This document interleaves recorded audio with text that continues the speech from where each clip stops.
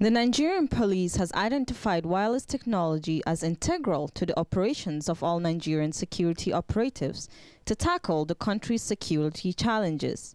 However, infrastructural deficit and market penetration still remains a challenge. The most important challenge to security is mobilization to address or respond to distress situations around surface. In the past, these things are Herculean to do so, but now with wireless technologies, our telephones, our walkie-talkies, and some other means of, maybe even the internet, these things are easily done comparatively to those other models on which we use to mobilize personnel to address distress situations.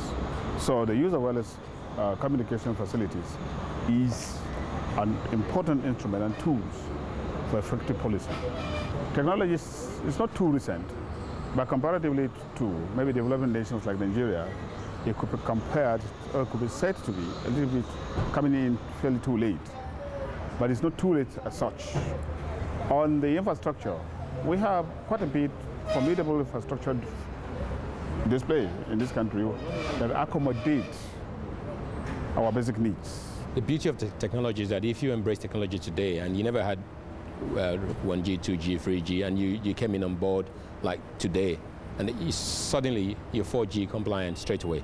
That's the beauty of technology. So on the one hand, Nigeria has not really embraced it holistically, but the beauty again is because you can just get on and start from wherever you are. So whatever you didn't have, you don't have to, if you like, worry about the challenges of that. So our challenge is in the infrastructure aspect of it. You can sort of get the technology in and put it in, but you need the infrastructure. Yes, we have struggles in that department, but I believe things are getting better. We have the Nigerian Communications Commission now, and there's a lot of regulation. You have new entrants in the Nigerian market. You have MTN, you have Etisalat, you have an indigenous one, the Glow Mobile. So clearly, I think things are getting better. Maybe not as fast as it should be, but you'll understand there are mitigating factors. The business environment is still very challenging for a lot of companies. So I think that might have affected the infrastructure. But I believe this government is doing something in that respect. They're trying to put things right. It's been poor in the past, I accept.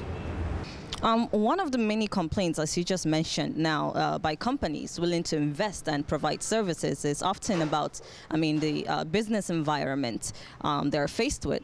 Is this still a familiar cry that you hear, or are things improving?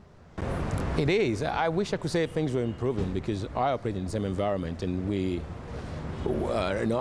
I crack a joke that everybody in Nigeria I know is a mini government. You have your own electricity, you have your own, you provide your own electricity, you provide your own water, your own security. That puts a lot of overheads on organizations.